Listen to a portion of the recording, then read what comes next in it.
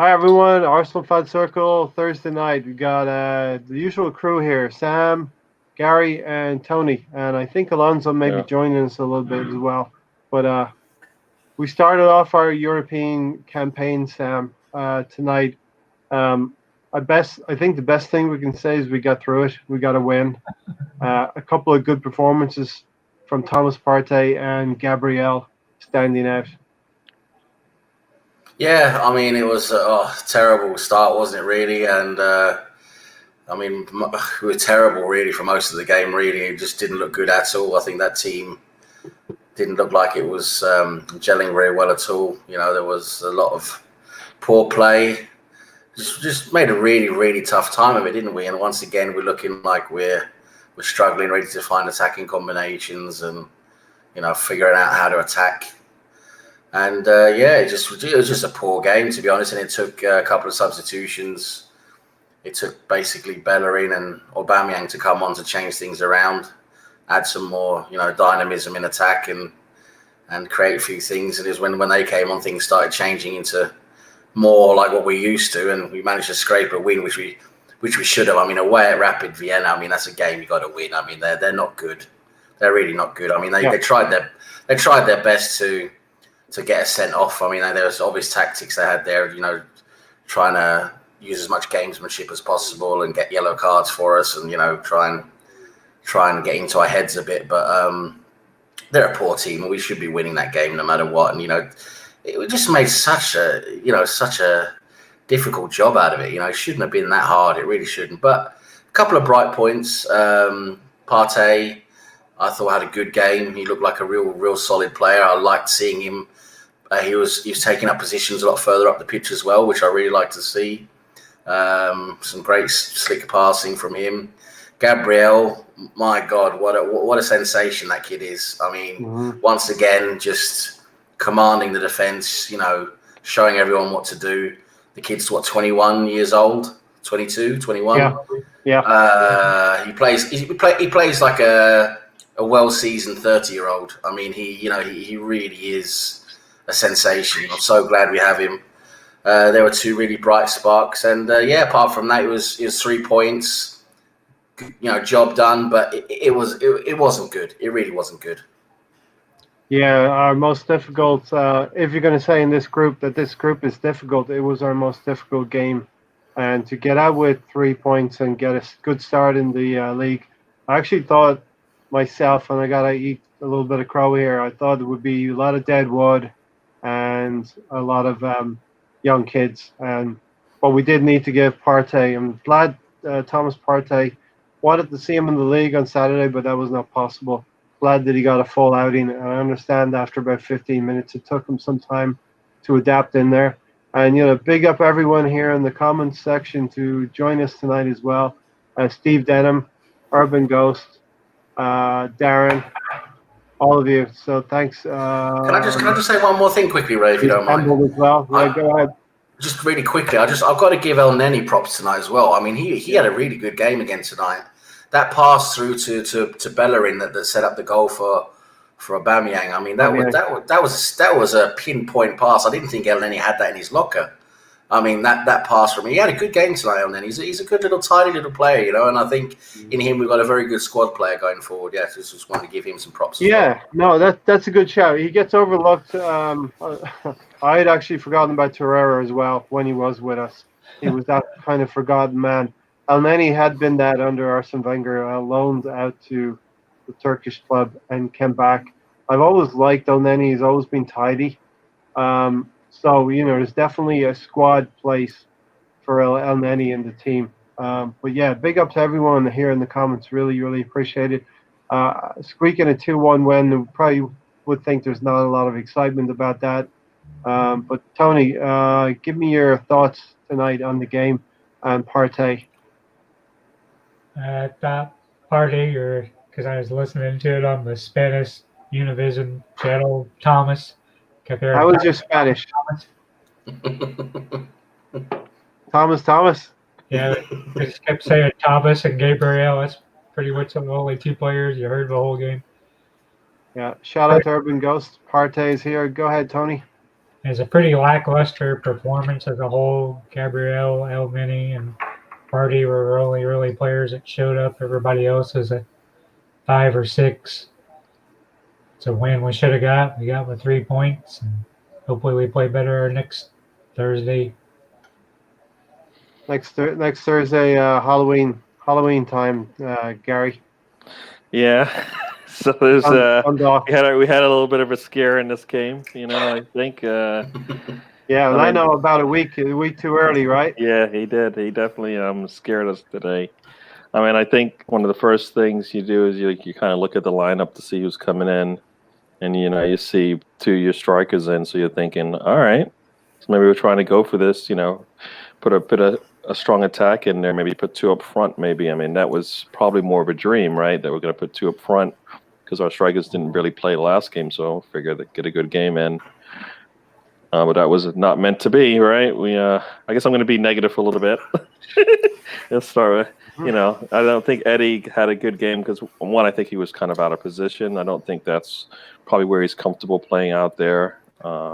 We've seen him out front in the middle, and he seems to be comfortable there, definitely. And that's where he plays in U23s, right? A little bit up front there, attacking the goal. And I think he just looked out of sorts out there. So, this game, once again, kind of reminded me a little bit of the Sheffield United game. Lots of possession. At some, barely any shots. I mean, I think they had more shots than us in the first half, and we had almost 70% of the ball. I mean, that's we need to improve that somehow, right? That's our attacking that we need. Yeah. At some point, you're thinking, sorry, yeah. No, go ahead. No, then at some point you're thinking, all right, well, I guess are we going to be making some subs later on, maybe to help out. And we did. We made the subs. Around the 30 minutes left, right? And I think they 10 minutes later, in about a 5-minute span, we were able to put 2 goals in, and pretty much put the game away at that point. A lot like the Sheffield United game, but Gary, tell me about Thomas Partey. How did he play today? He played. I mean, for his first game, what I saw today is kind of what I would have expected to have seen the first game he played. If he played in against Liverpool, I would have expected the same thing. I would have expected that same thing. I know he came in for a little bit, but what I saw today, and that's kind of what you see from him, right? I mean, there was one 1-minute segment where he basically, intercepted the ball twice, in succession when, just they couldn't get anything past him, which was really nice. And then if they did, there was Gabriel right behind him. So, I mean, I think definitely when we talk about having a strong spine, we definitely have it right now. Just the bottom of the spine or the beginning of the spine, depending on how you looked at it, was having a rough day today. So it kind of made things a little bit kind of iffy there. But those two, and Luis as well, right? I think we were good defensively, and that's what we wanted to see. I think, I think as Partey hopefully gets more comfortable with it, he'll push the ball up. I mean, if you look at some of the highlights that are out there, it's a lot of him pushing that ball up and, either putting it in positions to score or actually taking a shot. So, I think as he gets more and more comfortable and things solidify around him, I think we've got a good one there. So I think we did really good with those 2 pickups this year. So I'm looking forward to see him play a lot more. And I'm assuming he's going to play this weekend, right? I don't think he's going to take a break. So, he'll play with what hopefully is our 11 that we're going to have going in our big games going forward. So I like what I saw. If we can get all 11, go ahead. Mm-hmm. Yeah, so Sam, I actually thought that it would be a weaker team, but it seems like Mikel Arteta is putting some credence to this competition, and maybe he wants to put the group stages to bed pretty quickly so he can put some weak teams out in November, December, later in the group stages. Yeah, I think he wants to play some of the players he wants to see more, get more minutes. That probably won't be getting so many minutes in the Premier League, and I think it's a good thing to stamp some authority on the group and and win it. Maybe not try and make make as much hard work of it as you know we think that might happen tonight. We did make hard work of it, but hopefully it doesn't continue that way. Just get ourselves ready from the group early, and then maybe then when if we're qualified quite quickly, we can start maybe see more of the young players play. But yeah, I mean, we've got quite a big squad now, you know. I mean, our squad's got a lot of senior players in it, you know, that can come in and play. And, it's a matter of Arteta, I think, wants to see them as much as the youngsters, I think. Mm-hmm. Connor McDowell said also Bellerin up to 4 assists already this season. He made a difference coming on. So, you know, Bellerin did play well today in engineering that goal along with El Neni, who we have to point out. So, you know, a lot of Luis was brilliant, I think, from Darren. Bellerin proving people wrong. El Neni and Bellerin, you know, featuring here. That was a good game for Arsenal. Don't worry about the performance. That was the type of game Arsenal would normally lose or draw. Steady improvement better than no improvement at all, you know. So definitely we're seeing some good signs. When is Runerson going to get a chance in goal then? Because he has to play at some point, right?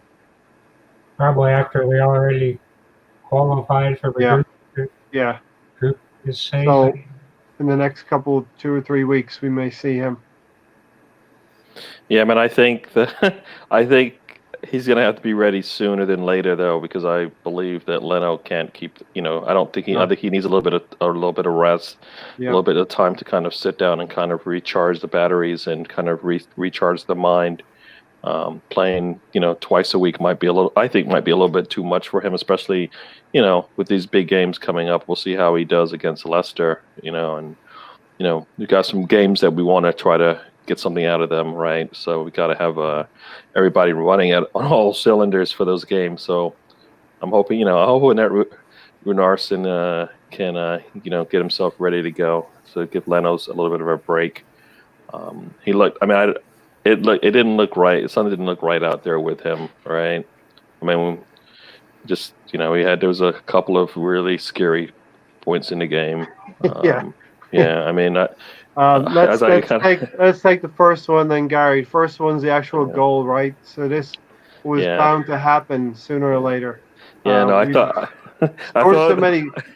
We scored so many goals playing out from the back that we just persisted with that. And we were going to get caught with our pants down sooner or later. Yeah, I mean, I don't know I would like to have known what he saw in that, because he kind of hit it behind Luis, right? And the defender is the only one who would have saw that, and that's who jumped on it. It seemed. I mean, I thought I saw the last of something like that when I think it was Czech did that years ago, kind of passed it directly to the defender standing in front of him. I mean, either could have gone long or could have tried to kick it outside. You know, I think there was somebody outside, you know, to the right of him at the time. That, you know, and we just pretty much, I mean, I saw that they gave somebody an assist for it, but I could have swore the only person that touched it after Leno was the person that scored. So I don't know how that happened, but it was, that was a little scary there, at least, you know, hoping that would be the last of it. But that was kind of the start of how things kind of went downhill for him throughout the game.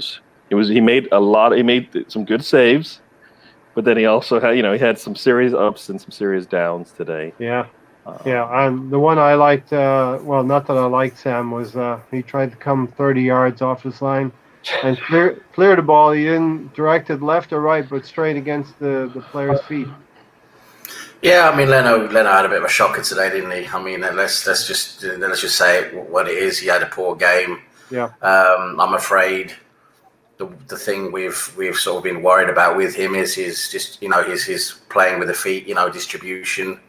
And we saw it today that, you know, he's still got a way to go with that, you know. I mean, he's good on his line, good shot stopper, but, you know, when the ball comes to his feet and he's under pressure, he makes a lot of mistakes. We've seen that before, and we saw it again tonight. And, you know, I think it's a bit worrying that, because this is the way we play, right? I mean, this is Arteta's style. We're going to play out from the back. We're going to play those passes at the back there. We're going to be under pressure because teams are going to you know, press us high and try and force us to make mistakes because they can see it works. So we're going to see more of that from opposition teams. We're going to see high pressure when we play out from the back, and Leno's going to. I'm afraid we're going to have our hearts more in our throats this season when we see Leno at the back there, trying to play the ball out, because I have a feeling he's going to do it again sometime. So he needs to work on that really quickly. That's the big weakness in his game, unfortunately. And we don't need those mistakes, but that's what's happening. Yeah, we would have liked Stephen. We would have liked to have kept 2 goalkeepers, but that ship has sailed now. We're with Leno all the way, and we got to work with what we have. Hopefully, he can stay injury-free, Stephen, all through the season. Urban Ghost wanted to say, big up the Austrian authorities for allowing fans to get back. I think it was about 30% of capacity. Some minor percentage were allowed in, but at least we're starting to get some atmosphere back in games, And Urban Ghost, cheers, mate, for liking the channel and spreading the word. So anyone watching, spread the word. Tell your friends, tell your mates. I hate it when Leno does short passes. He should have kicked it out more. This is something that Arteta wants the players to persist with. It's going to happen. We're going to get burned sooner or later. I'm glad our fans aren't there right now. Some of them would be making Leno's life a misery. This is something I wanted to get into today as well. You can't really complain. You have to understand the situation we're in right now. We're in a rebuild. We haven't got all the players right now we're going to be playing like Liverpool or City week in, week out. I've been talking to the boys here. It's a bit. I like it a little bit like running a bath. So Arteta's got to had to make sure that the back is right first. So he shored up the back. So he's added some hot water, but now it's getting a little bit too hot. We're not creating. We're not being creative. This is the thing that's being thrown at us with Ozil exclusions out of the squad list now. That we need to move forward. Ozil is not the way forward. We have players at the club that Arteta is going to have to work with, and Arteta is going to have to work with them and move forward. So, just a quick word on that analogy, Gary. What do you think about the bath analogy? Arteta's got it right. It's the right temperature, but now he's got to turn off the hot tap and start turning on the cold tap. Attacking a little bit more. I think I kind of took that and went with a little bit where he's actually standing in the tub, turning the water on, and it's gradually getting warmer, but he can't tell because he's standing in it, and it's just gradually getting warmer until it's scorching, and he still doesn't realize because he's numb. So then he looks over and he sees maybe the skin's turning red, so he realizes maybe it's a little bit too hot, and then he kind of turns the cold water on. I think he sees that, he's seeing that any misstep that he has, I think that's what happens. Then he has to correct himself and maybe, put some more cold water back in there and then start getting it warm again and comfortable. So, yeah, I could see that to some degree. As we know, this is learning on the job, right? Sexy Sam. All right, that's a new one. Big up Melina. I'm gonna class what. Yeah, that's your new name. You better put that on the. I think not just Sam Sam anymore. You are a sexy Sam. I think Sam will be. Sam will be okay. He'll be okay with that nickname. What do you think? Hey, he's got a following, man. You can't just hold it. You can't hold that man back. Come on. Big up, Melina. Nice to see you. Yeah. I'm not coming to Stephen on the next question. I'll let him bask in that moment for a little bit. Sam, Stephen, get the mistakes out of the way now. It's the only way they're going to learn by making those mistakes and knowing not to do it again. Yeah. So, Tony, go ahead, Gary. You were just about to jump in. No, I was just going to say, I definitely agree that, we're going to see a lot of mistakes. I thought after last week seeing William in the middle of the front, we wouldn't see players kind of playing out of position. Mm-hmm. And I think we saw that again this week with Eddie kind of out of position again when, I think we could have, put one of the younger players out there on the wing to play. So I think they're learning on the job and he's learning on the job. So, So yeah. So Tony, you got your player to be captain tonight. Alex Lacazette, captain tonight. How do you think he did? He had an average game, probably about a 6. He just didn't get enough service without any play on the flanks, and we didn't get anything down the middle, so it just really wasn't any creativity or anything going forward. We had the ball a lot, but didn't do anything with it.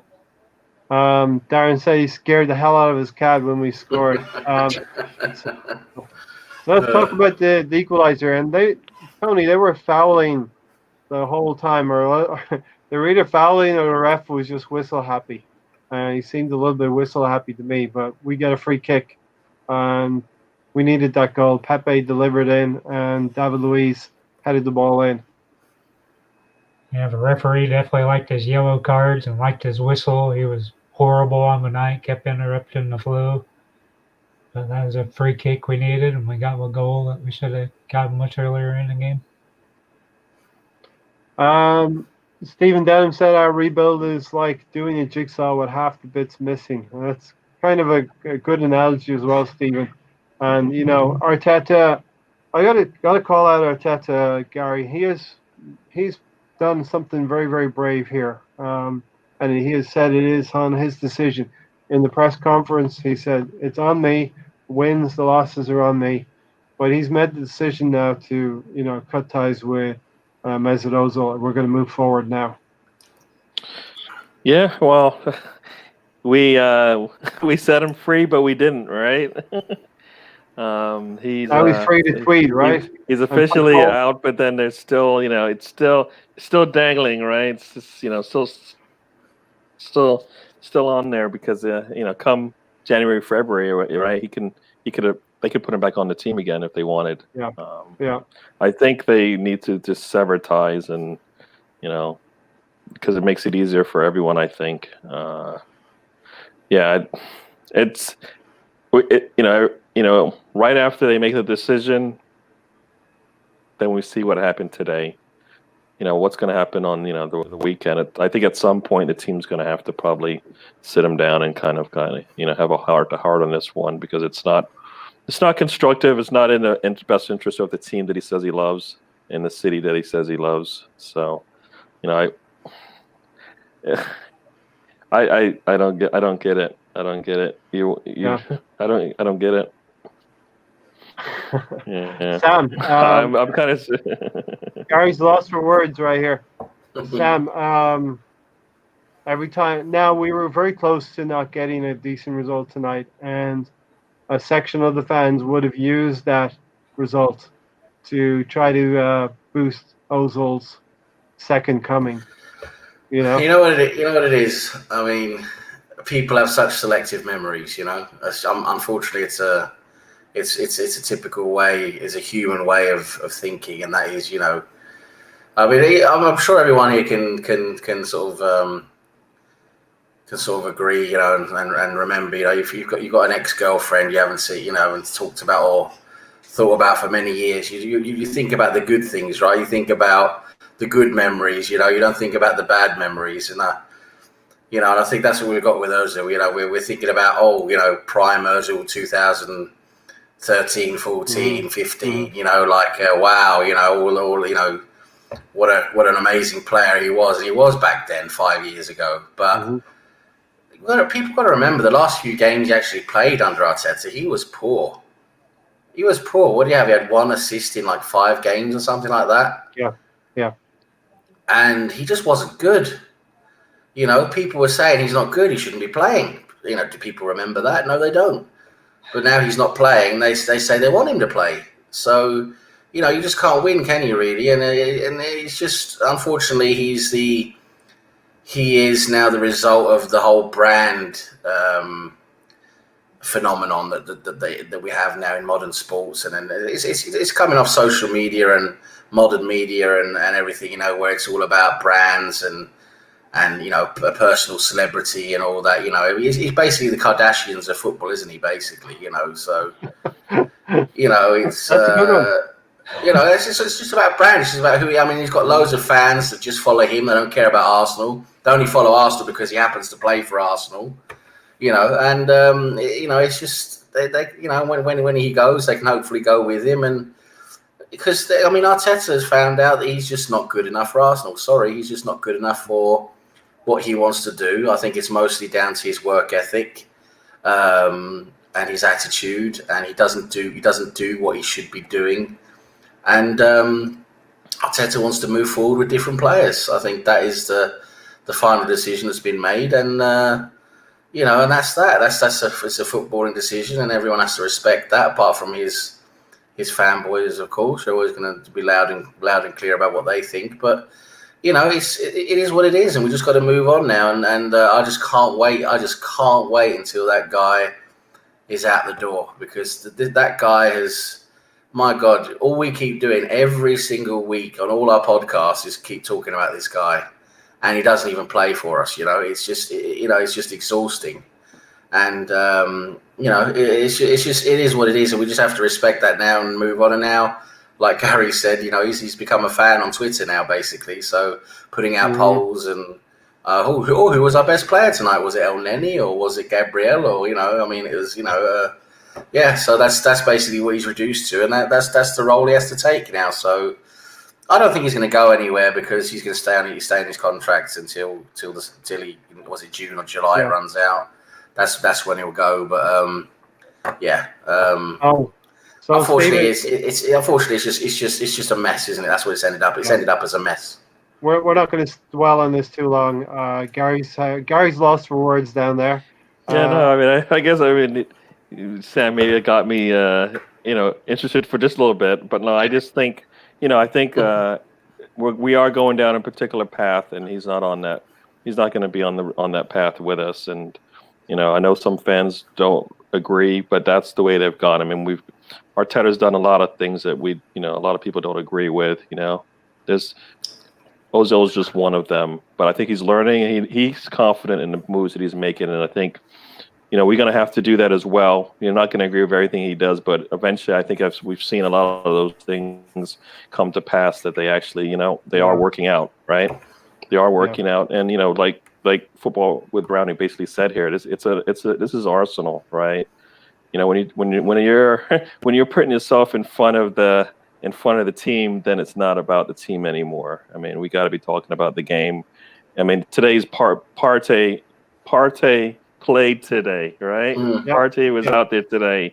He actually looked really good for a first game, just like Gabriel. Their first they're both of their first games. They looked really good, and we're expecting better and better from them each time they come out. So that's kind of that's where our discussions and talks are going to go, because that's what's going to happen next this weekend when they play again, right? We're going to see them improve and play a lot better together, and the first 11 that comes out, which is not going to be the same 11 we're going to see again, because of course we've got injuries now that we have to deal with. But Partey did really well today, and I kind of liked what I saw from him, and I liked the defense that we had. I mean, that was really good that we saw out there. I mean, him and with Gabriel behind him, I think we're looking pretty stout there, pretty good as far as being able to manage the games from the back line and forwards. We still know where we've got our gaps, but I think if we're solidified back there, I think that allows us to move the ball up, and I think Partey can do that, right? When he gets comfortable in his style and his play, he'll start moving that ball up like he's done. Like, if you look at any of his highlights, he's always pushing that ball up. He's in the attacking third, making passes or take shots. He's able to beat the press. He's able to break through lines. And we got to talk a little bit about El Neni, Bellerin, and Aubameyang as well. But we got to go to Tony and let him have his 2 minutes worth as well, and then we'll get off that topic and onto the game again. And Tony, just at the end of your tirade, if it's going to be a tirade, to give us your man in the match for today as well, the Don Juan man in the match. I'll avoid a rant because I don't want to start cussing and saying the C word. It seems as well big up everyone in chat here. Half of England is here right now. You're all crazy. I don't know if the game just was so boring that you had to stay awake, you couldn't sleep, or the game was so exciting that you're here with us. But we're not complaining at all. We love it. So big up Melina and Adam Ryan from the Arsenal podcast as well. So, Tony, take it away. Screen Boy 2. Take it away, Tony. For me on Ozil, we just need to hurry up, hopefully in the next 4 weeks, and get his contract sorted out. We owe him a little less than 13 million now. And tweeting and stirring up all that stuff is just him trying to get bought out quicker. He's causing trouble on purpose. He's never tweeted out during a game like that before. He just wants to be a nuisance and a pain in the ass in the club, get paid off, and go join some other club in January. Yeah, and as I was trying to say as well, Tony, Arteta's really taken the weight on his shoulders here and making a very, very controversial decision. He could have let things just ride along till the end of the season and Ozil would have had to move on, but he's making a real statement here, Tony. Yeah, I think he had to be left off the team sheet. I don't know who else you'd leave off in favor of him. I think Socrates and Ozil were obvious choices. Kolasinac. There was other candidates he could have picked as well and would have been less controversial. Yeah, but Ozil just doesn't do anything when he has played. Can have an occasional good game, but not too often. So give us your Don Juan man of the match, Tony. For me, it's really close between Gabriel and Partey, but I give it to Partey just by a hair. Yeah, the new starting today, our new midfielder, our shiny toy, and I just hope, Sam, that he can play on Sunday. What's your thoughts on a turnaround for Sunday for Partey? He should be okay. I think the fitness level will be there. I don't think he's too tired after tonight. I think they'll be able to get him ready for the Leicester game. We definitely need him for the Leicester game because Leicester's going to be a whole different proposition than Rapid Vienna. So, and Leicester's a game we want to win. We've got to start winning games now and stamping our authority on the league as well and showing that we are the team we want to be. So we need him. We need him to start on Sunday. And I'm sure that the backroom staff or the physios and the guys there can get him ready. And let's not forget, Sam, we have not beaten Leicester City in the league in a few years now. Yeah, well, Brendan Rodgers is a good manager. He knows how to play us. He knows how to set up his team tactically against us. Leicester is still a decent team. I think we've got a good chance because I think now with the players we have, if we play all the right players and give it 100%, I think we'll have a good chance. But Partey is one of them. We've got to have Partey to start the game, and that'll give us a lot more of what we need in midfield. And but yeah, Leicester's a difficult game. Of course, it is. They're a good team. They're potential top 4, top 5 team. So we got to bring our A game. We got to bring our 110%. Tony, your thoughts on Leicester City? Hopefully we can be ready for him this weekend. We definitely need Partey starting. I think it's a game we've got to go out and go full bore on and not take it lackadaisical like we have our last 2 games. For that top 4 run or a championship run, we got to get ready for every game and give it our all. Gary, you were just about to jump in there. Oh no, I didn't know it was a pause for anybody to jump in, so I tried. But yeah, no, I think with the addition of Gabriel and Partey, I think the Leicester game, will hopefully be a little bit better for us. We'll be a little bit more solid on the back. So I'm looking forward to see how we play against teams where they have a really strong striker who can attack us and up the middle. And I think we're stronger there now. So I'm looking forward to seeing how we play there, at least on the defensive side. And hopefully that translates into better things moving forward. But, I was expecting Partey to play today. I was hoping that, the game would go a little bit differently in the sense that, him being out there, maybe he wouldn't have to play a whole game. I think the game kind of dictated that he stays on and gets a full 90 plus. But, Yeah, I'm looking for him to play again next, on the weekend, and then get a break until the weekend again. Yeah. So I Next think it'd be week nice. next week's going to be Dundalk. So shout out to the Irish team. They're going to make some money out of the thing here. Got to shout out the Irish, right? Yeah. But Gary, I was thinking about this. Stephen Denham said Gabriel has been immense. He's been fantastic since he came. Great bit of business. And what would the value be now if we were to sell him? Must have doubled his valuation. I really thought he could have gotten the rest today, but I guess injuries dictated otherwise.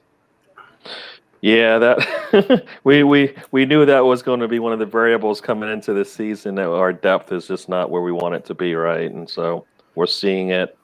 The game wasn't, I think the defense was pretty strong, right? So I think I don't feel like they had to play as hard as they've had to do in the past, because we had so much possession, so there wasn't as much. Didn't seem to be like they were threatening us as much, right? So I think hopefully he's not as tired and ready to go again and do the same thing one more time. Meanwhile, hopefully some of those other guys that need a couple extra days are going to be ready for the Thursday game. But Gabriel, loved him since day one. Still loving him, liking him now, and he's only shown that he's only going to get better with time, right? It's like a fine line, right? So only took us about 12 years to get a defender. Now we've got one of them. We got to hold on to him. You know what I mean? So that's our left-sided defender. But Darren, it's times like this I do a podcast. We're all talking, and it's great that our viewers are reminding us of things here. So we got to give a shout out to Arsene Wenger as well. It's his birthday today. And so happy birthday, Arsene, and good to see you back. And while your book, Arsene, wasn't explosive, it was good we would have liked some juicy tidbits to talk about, but hey, happy birthday, Arsene Wenger. So that goal, the Aubameyang goal, Tony, very, very important for Aubameyang to get back on the scoring sheet. It's been 4 or 5 games now. I was talking about him. He got his fat, juicy contract, and we haven't seen anything from him yet. So hopefully he'll kick on now. He'll be able to get a few more goals on Sunday. We'll talk about the goal today, El Neni, Bellerin, and Aubameyang. There's a good combo between the players. I like El Neni's pass there. And Uba got the goal he should have got. And hopefully it continues off into the league form, and hopefully he can get 1 or 2 against Leicester this weekend. So, people in the chats, Gary, have been saying put some respect on Moa El Neni, and he's a great squad player for us, and he can do quite well for us as well. Set up that pass, inch perfect pass for Bellerin. Yeah, he has a ceiling, we know that, but he's always close to that ceiling in most of his games, which is really good. A lot of players don't get to hit their full potential. He's been doing that every time he's gone out there, and similar to the Sheffield United game, he's in the mix on one of our goals, right? You make the substitution, gets the ball out to Bellerin, a cross and a score. That reminds me exactly, it's exactly the same thing that happened in the Sheffield United game. So I think we've got something there moving forward when we're able to do it. I guess when we have the right pieces in there, it seems like we always have to make that change later. But maybe we'll start a game and we'll be able to do the exact same thing from the start. That'd be nice to see as well. We're able to do that same thing. But El Neni has, what can I say? He goes out there, he does what the coach wants, and we don't really see too many negatives from him, right? That cause us any pain when he's out there, right? We're typically not looking back at it and going, oh, El Neni, what did you do there? But he's pretty solid. So I like him, and that's what we want, right? We want those guys that can go out there and do exactly what the coach needs and stay within themselves and not leave themselves out there alone. So I'm liking what I see there. Shout out to Football with Brownie. He's going to put a video up on his channel about Ozil suing Arsenal for defamation of character. So, what? Exactly. Well, that makes no sense, doesn't it? Jesus. Well, nothing with it makes sense anyway. Is that tongue in cheek or straight up? I don't know. What sauce is that? Is that? I don't know. And So is it one of the local? Is it down from one of the local pubs? Is it well? and Adam Brownie, I have a bet with him now for the rest of the season. He did say that Ancelotti and Everton would finish above Arsenal. All right, yeah. I took Well, that bet. Brownie's not very good with bets. He bet with me that Partey wouldn't go to Arsenal, and he lost. And he was also very sure that, well, he was actually very, very confident that OR had signed for Arsenal. It was a done deal, and Arsenal were not going to get Partey, and it turned out to be opposite. So I think Brownie sources are a bit unreliable, to put it mildly. So yeah. Suspect to say the least. And Tony will tell you I'm not very good at bets either, but I'm liking this one, Tony. Yeah, hopefully we do. Like I said, starting off the season, I thought Everton would be back in their normal top 6 spot. Now they can make a legit top 4. Well, the thing is, Everton. We remember Aston Villa started well as well, and Everton have started well. But we do remember, we're old enough, all of us here, all 4 of us, to remember that the season is 38 games, not 5 or 4. And what normally happens is you have a team that's really in form and playing well until the Christmas period, and then after the Christmas period, things happen. Things start to change. Formal change. Players will start. They might not be playing as good as usual.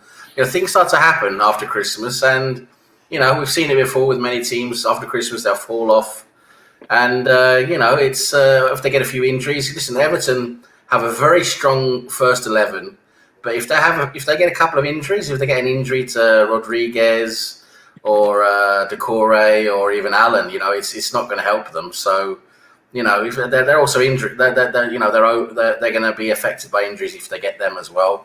So let's see. I mean, right now they're looking good, but it's a marathon. It's not a sprint, right? Exactly. Gary, Everton are going to play Southampton away from home. Do you think that'll be a tricky game for them? So let's get into the Premier League preview now. I don't think it'll be a problem for them.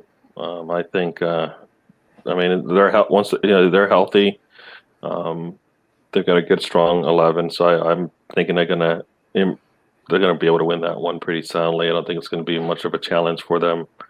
I think they'll win that one. I don't know if you need a prediction for score, but I definitely could see them winning that one easy. All right, we usually go game by game, but we'll do it in league standings since Everton are top of the league. Tony, take the next one, Aston Villa. Aston Villa are doing very, very nicely. Gary has reminded me a few times that we've actually played a big part in Aston Villa's success this season. We get 2 assists, at least 2. It's the truth. It's the truth. It really is. Actually, we got 3 assists, man. We kept them up. Grealish isn't going anywhere, and now they've got somebody between the sticks. I mean, that's pretty good, right? Yeah, them and Leeds should be a wide open game. Sam can kill me if I say 2-2, but I think it's going to be 2-2. Yeah. Who'll kill you, Sam? Yeah, Sam likes a good old 2-2, don't you, Sam? It's always the go-to for everyone when they're not sure. It'll be 2-2. That's what it'll be. It'll be 2-2. I think your nickname is going to be SOS, Sam. Can you put that together? He knows what I'm talking about. Sexy old Sam. Sexy old Sam. Oh my God. Yeah, big up Molina. Tony, take Aston Villa versus Leeds. You think it'll be a 2-2 draw? I think it'll be 2-2. It should be an open, fun game to watch. Gary, Villa have to let up at some point. They can't win every game, right? Yeah, they could come crashing down after the last game, because that was pretty tough comeback, right? When you're down 3-0 and then you have to work your way back, and then in like a 10-minute span you can put that together. I mean, I could see them crashing, especially with the way Leeds has been playing.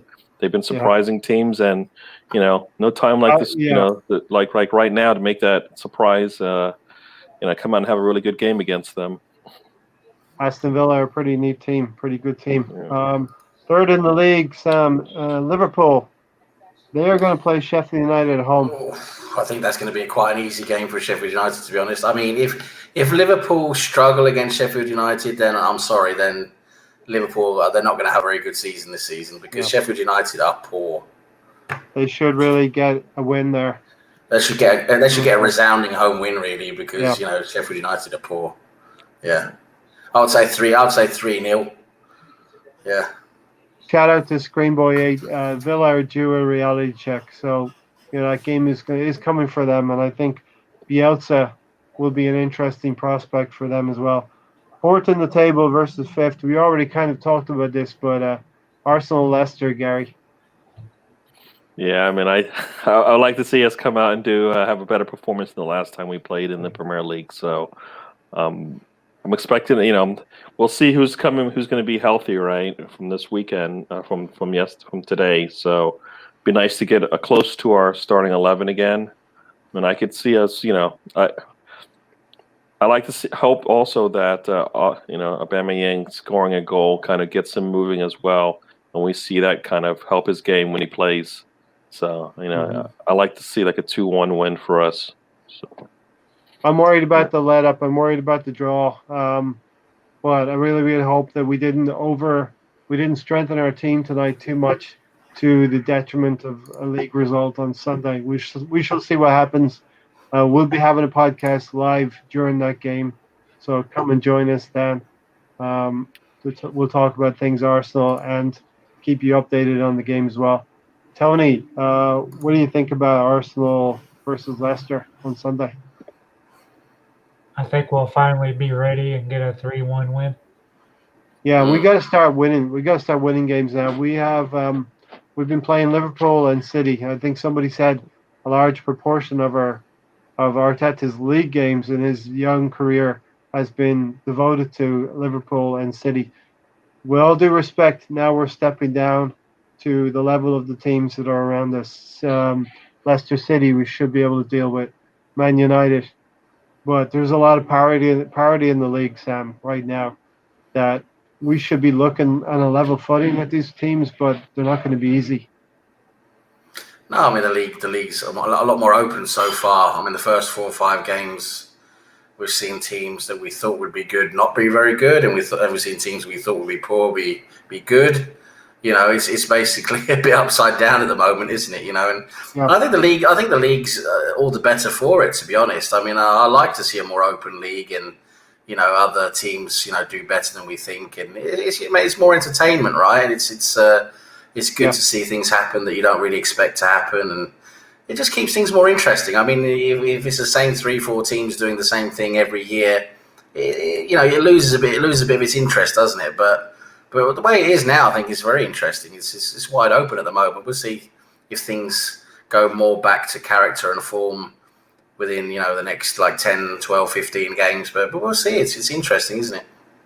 Screenboy 8, that is a great stat. We have not lost at home to Leicester since 1973. So let's not make that let's not break that stat on Sunday.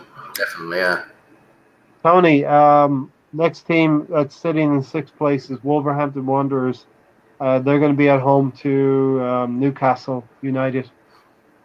What do you think about Wolves so far? They've won 3 games.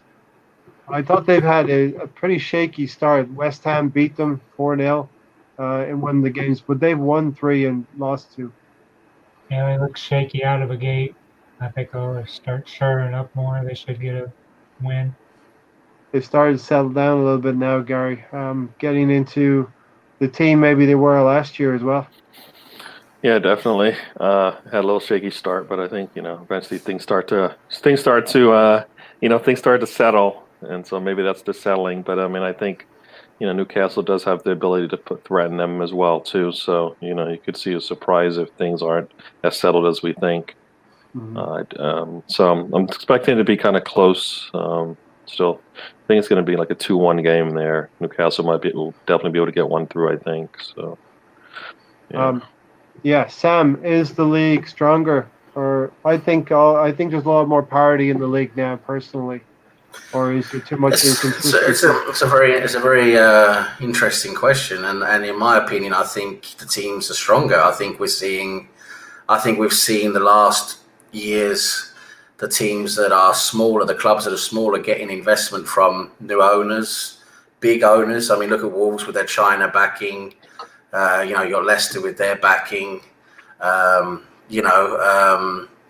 There's a lot more big money coming in now, going to the smaller clubs, and they're managing to get bigger players, and they're doing very well with their recruitment as well. And all of a sudden, with the right team and the right players, they're performing better. They got good managers.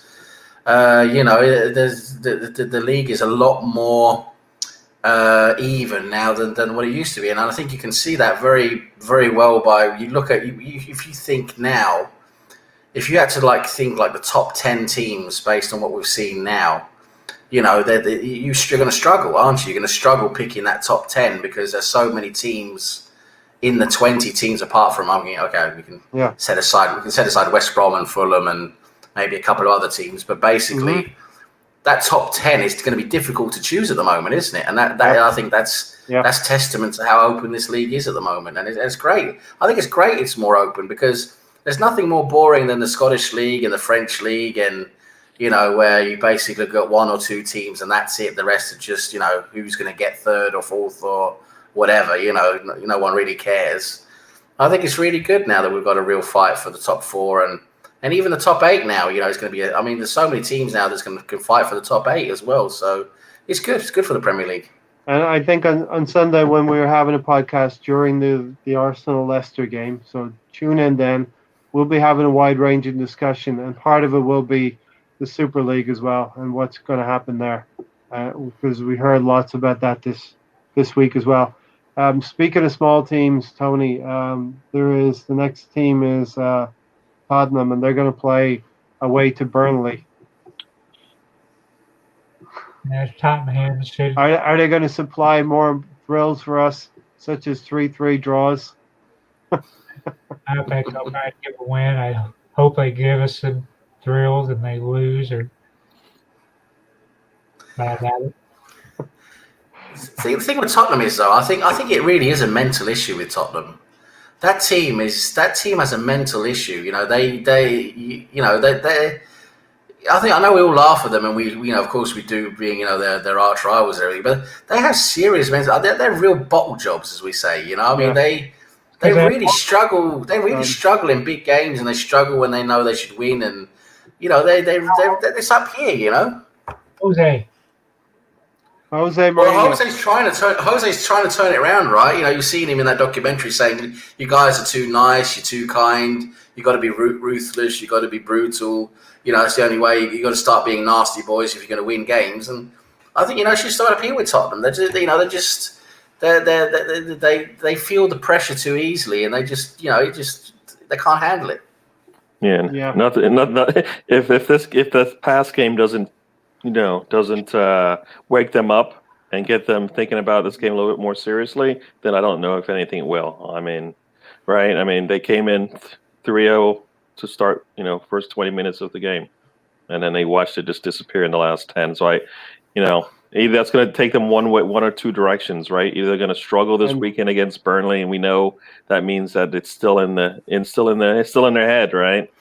Or they're going to come out like they did in the last game and pretty much put the game away and hold on to it, knowing that, if we let them, they will take it from us. And you know what? We know what it's like as Arsenal fans. We were actually leading 4-0 against Newcastle a number of years ago. We know how that feels. But it was quite funny.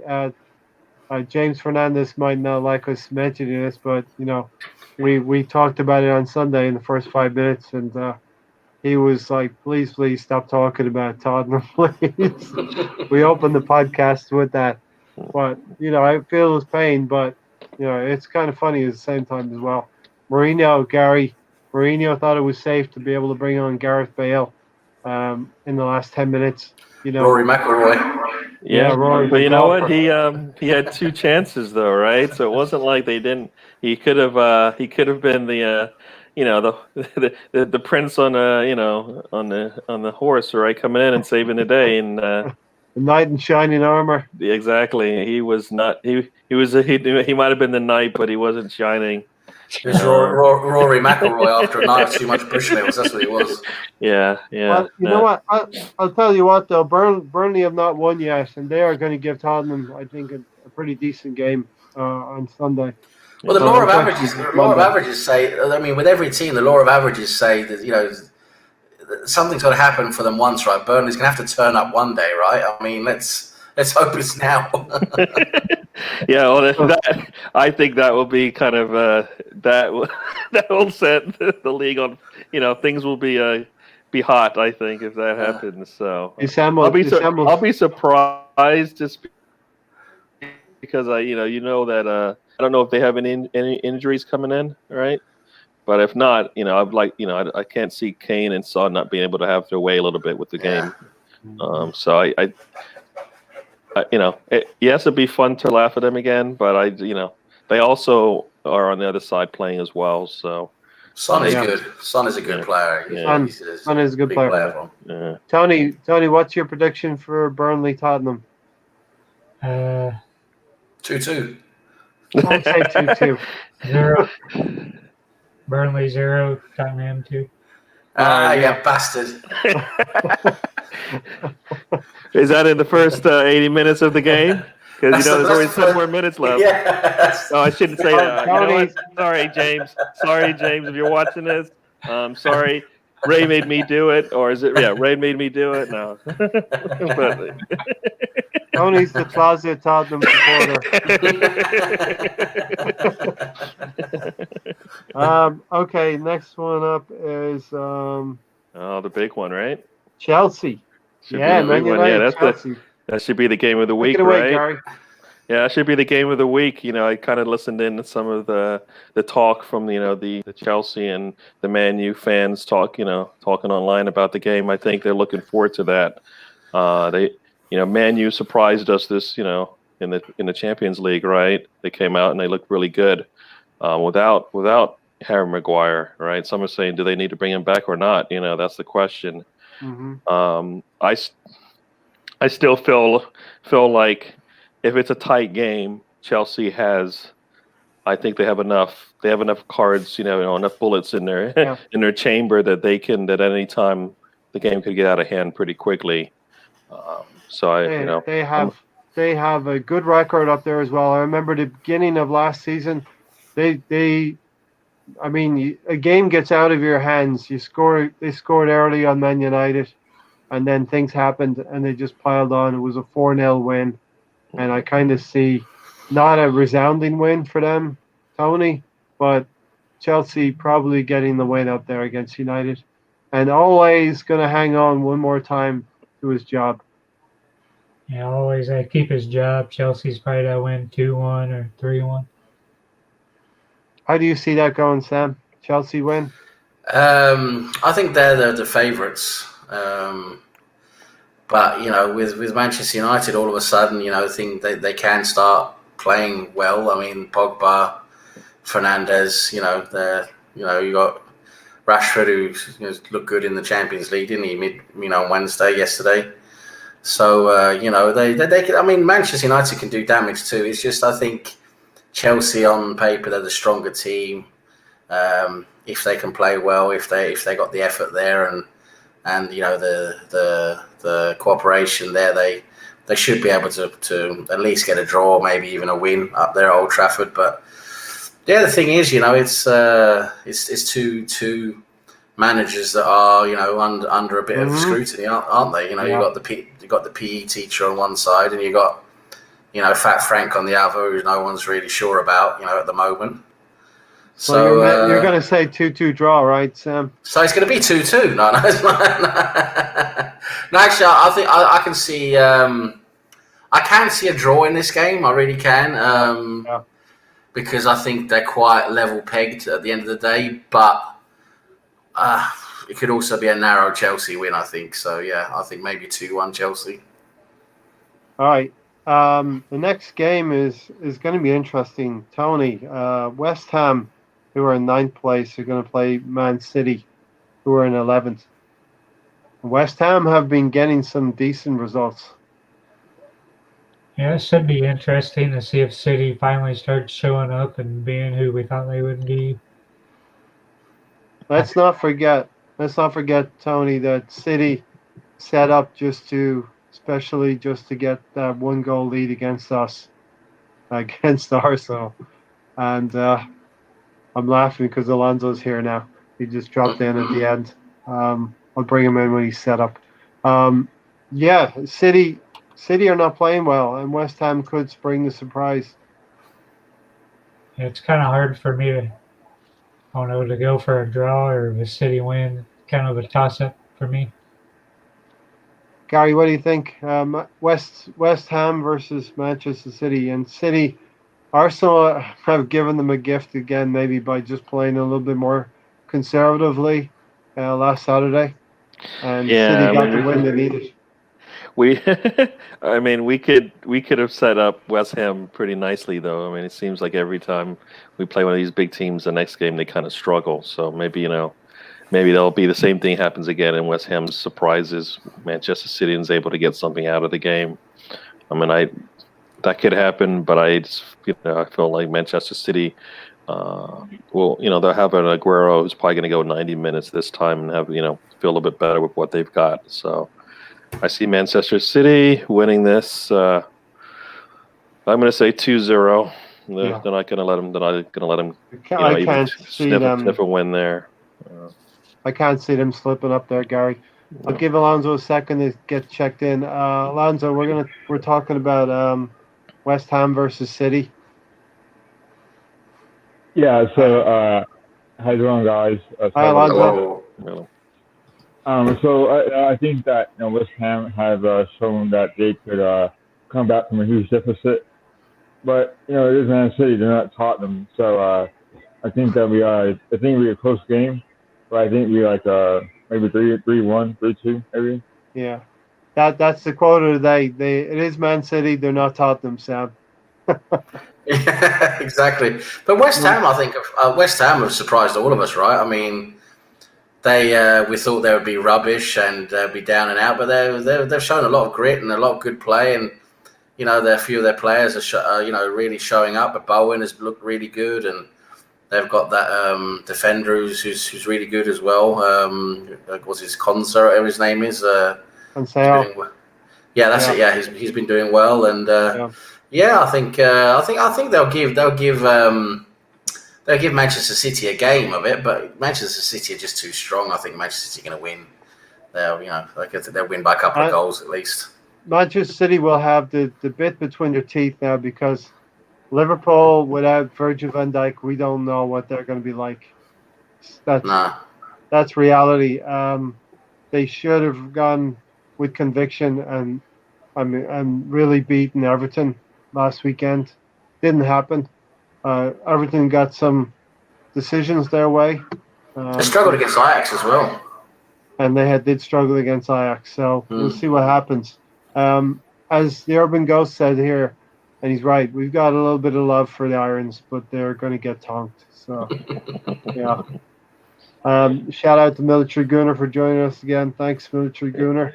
Hello. So, we got quite a group in here today. We got a lot of people. So, if everyone's here, slap a like on the video. What we're doing is trying to build a community here. So keep on coming back. Alonso, I'm going to give you the next game. Southampton, Newcastle, Crystal Palace. Crystal Palace, it's an easy one. They're going to play Fulham away from home, Alonso. Yeah, it's a derby game. So I think that Crystal Palace have a good team this year. So I think that they'll go out Fulham. I think Fulham just is not very good this time around. And so I think that's how I give it a go. But again, I think that Crystal Palace is just too strong for them this time around. And I think it's going to be maybe 2-0. 2-0 to Crystal Palace. I think, Tony, I think they're too strong for Fulham, and Fulham are looking like real candidates now to go down 1 point from 5. Yeah, they're to be dropping out pretty quick. They'll be the first team eliminated, relegated. Yeah, at this rate, by Christmas, they'll be eliminated, Gary. Yeah, I think Fulham will stay right where they are in the bottom of the table after this game. Sam, So, anything even if more? they, Yeah, I mean, on paper, I mean, yeah, they do look like a team that's ready to go drop out anytime, right? Fulham, they're not really looking very good. But again, it's that law of averages. You know, their last game they were 1-0 up until very late in the game. It ended up 1-1. You know what? I mean, against Crystal Palace aren't great.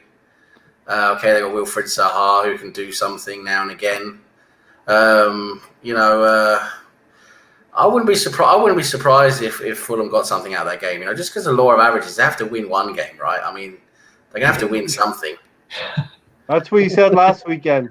Yeah, but they nearly did, right? They were 1-0 up. They were 1-0 up away for a long time, and they lost it at the end, right? So I mean, they got 1-1 at the end. So I think Sam is a closet Fulham supporter too. Anyway, are you keeping up with the scores and predictions? Because I think that I either said that Tottenham was going to lose or they're going to draw. But I didn't know that draw was pretty massive, man. That was pretty massive, yeah. Gary, I'm sorry I cut you off in mid-sentence there a minute ago. No, I think I was just gonna say, even if they got a point out of that game, they're still gonna be sitting in relegation, right? So Yeah. I don't. I mean, I think playing like Crystal Palace is looking at this game as points, and Fulham's maybe looking at this game as points. But I think Crystal Palace has been playing a little bit better than Fulham, so if they're able to have a decent game or have a good game for them, Fulham will pretty much. I think so I'm thinking they're gonna not get anything out of it. Fulham, so sorry. Yeah, sorry. What's the story with Fabinho? Anyone know? No, I thought he was injured. I thought he really injured himself, Stephen. Last game, Brighton versus West Brom. Tony. It is one of Who cares? $14.95, Sam. $14.95. You should pay me $14.95 to watch that. Bloody hell. 15 Bob.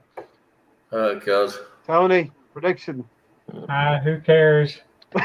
Yeah. Really? It actually should be a good game though, because if anybody in the bottom three is able to get anything out of their games, West Brom might have they're both sitting right there above their relegation line, so Yep. They definitely want the point. So it might be a big slug out, a fest. Lots of Hail Marys going there, haymakers being thrown, right? So it could be a really entertaining game just because they are sitting at they're not at the bottom, but they're right above it, looking down at the relegation zone. So Brighton really hung in there to get a point against Crystal Palace. They showed some determination to get that goal, and that's something that all teams need. So that sort of rounds out the Premier League. We're talking about a lot of parity in the Premier League. Darren said, if you don't mind, thank you to you guys for your kind words on my music video comments from Arlo White, Derek Ray, and Lee Dixon, and some Gooner family. No, that's great stuff, Darren. We always follow what you're doing, and big up yourself. And I want to say that the thumbnail that I'm going to put up on this video was supplied to me by Darren, so he did a little bit of artwork for me earlier. All I did was slap a little bit of text on here and there, so big up to you, Darren, as well. Listen, that was the Premier League preview. Any other final comments here before we close out for tonight? Tony? Yeah. Gary had something to say. No. Okay, the Europa League. We get 3 points tonight. Not in great fashion. I hope that the goalkeeper, Runnerson can get a Runnerson in the team, if you know what I mean. I hope Tony, I hope Ainsley Maitland-Niles can find his way into the team maybe on Sunday as well. There's a couple of players that actually didn't get a game, and we're saving Tierney for Sunday as well. So our season goes on. It's the Europa League. It's a mix of the Europa League and the Premier League. Now we have to get into it, Tony. And hopefully Arteta is going to put the group to bed pretty early in the Europa League, and then we can concentrate on the league through November and December. Final thoughts, Tony? Yeah, hopefully this weekend we play our good wing backs or full backs, whatever you want to call them, because we didn't have any play down the flanks today. And even as good as Party was, we still couldn't do much down the middle. We got to have that flank play to open things up so we can open up attack and give goals we should be getting. Yeah, and Sam, where's the Cardiff City preview, Sam? We've got standards on this channel, right? I mean, Jesus Christ, we set our standards at a proper football team. So you know, Cardiff plays football. I think they play rugby. I don't know. There has been some mad Premier League results, and I just hope Arsenal is not part of it. We've just gone about our business. Gary, Sunday we want to add another 4.5%. It's 4.5%. For people who have joined us, and thank you everyone who's joined us, new people here and all of that. I really appreciate having you come on. We are targeting 66 points, which is what United got for fourth place. We broke it down. 3 points is equating to 4.5%. So we're on 13.5 right now, Gary. We would like to get to 18%. Yep, another test. Looking forward to this and seeing seeing Partey improve from his last game. Seeing Aubameyang basically come in and show get the scoring going again in the Premier League. So I'm hoping to see some good things. I guess I'm assuming we're going to see a really good game out of us this weekend. So I'm looking forward to that. So yeah, I think I'm still remembering, Gary, when we had that forward line, Saka, Lacazette, and Aubameyang, and we gave them fits for about 20 minutes in that first half, and we lost our way in the second half, principally because Brendan Rodgers and the Leicester team were able to work their way back into that game, work their way back a little bit. We allowed them back into that game. I hope that this is a progression. Whereas we were able to beat Sheffield United, where we had drawn with them before. Let's do that with Leicester on Sunday, Gary. No, definitely. But I mean, like I said, I think we've got some answers for how they were able to come back in the game. I believe so. With Gabriel and Partey there, I think they're gonna kind of they're gonna be our they're gonna be there to help out this time around. So I'm looking for that to continue to improve. And but I think they hopefully they see a different Arsenal than they did the last time, a bigger improved one. So I'm looking forward to seeing that. Yeah. Big shout out to Rohan, and 66 points is what I'm not targeting that this season. I want to go past that, but 66 is what United got. That's kind of the benchmark for top four. I actually think we'll get around 72 points, Rohan. So you're right, 60s would be disappointing. Remember, we were 56 points. Get the phone. Yeah. Sorry. It's a stockbroker. It's Gary's household, is it? Sell it all. I mean, who has a phone in the house anymore? But we do. All good. It comes. It's so 1995 of you, Gary. It's so 1995. It comes with the internet package. You take it away, it costs you more. So it's like, you know what? We'll just keep it. Yes, they get you. Yeah, you get charged to get it taken away. I had the same phone call, Gary. You get discounts for it, so it's like, you know what? We'll keep it.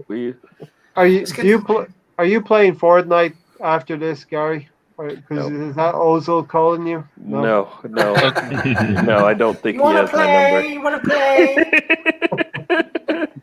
He's I've got nothing to do, Gary. I've got nothing to do. I he's bet got a little bit more. Here we go. So Fine. here we go. We go out. We have a really good game this weekend.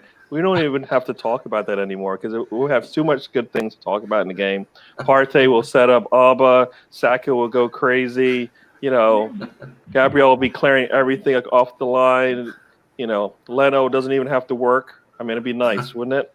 Yeah, exactly. Leno doesn't even have to make a save because there's nothing coming at him except for rollers.